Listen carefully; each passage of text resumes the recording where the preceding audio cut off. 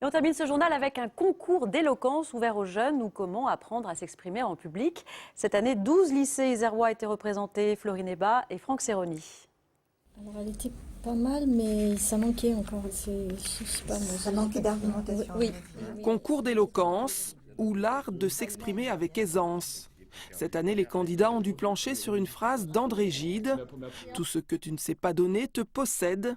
Un défi, un challenge pour des lycéens venus exprimer leurs réflexions en public. Je pense d'une part que j'avais envie de défendre mes opinions sur donc la citation d'André Gide et d'une seconde part j'ai des concours bientôt pour entrer dans des écoles pour la suite de mes études et du fait que ce soit pas noté ni un examen, on va pas me juger, ça me rassure. Pas de finale pour Victoria, mais comme le dit une autre citation, l'important c'est de participer. Comme elle, ils étaient une vingtaine à oser se lancer. C'est ma professeure de français qui m'a proposé, elle m'a dit « je te propose de faire le concours d'éloquence » et du coup j'ai dit oui. Elba, 18 ans, a brillamment passé l'étape des finalistes. Après délibération, elle était parmi les 8 candidats restants de cette sélection Isère. Nous l'avons donc choisie pour être notre poulain. Là, du coup, vous allez Ouais, faut y aller. tout lâcher.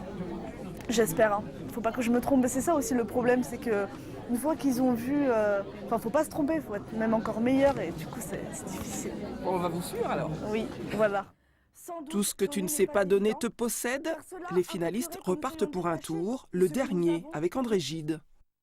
Du coup, le mot donner devient synonyme de s'appauvrir. C'est la logique du plus je donne, moins j'ai. Entre 8 et 10 minutes pour convaincre, pour mettre en pratique l'exercice de la parole et de la diction. Il ne dépend que de nous, que de vous.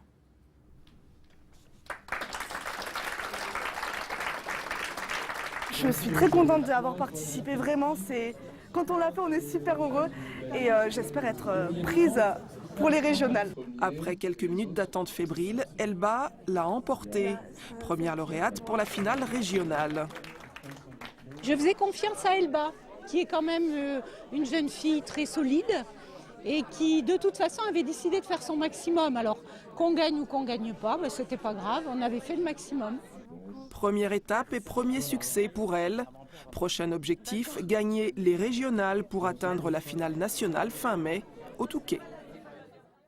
Et c'est la fin de cette édition. L'actualité continue sur le site alpes.france3.fr. Tout de suite la météo, puis l'édition nationale. Demain à midi, vous retrouverez Marie Michelier pour un nouveau point sur l'actualité dans les Alpes. Passez une très belle soirée.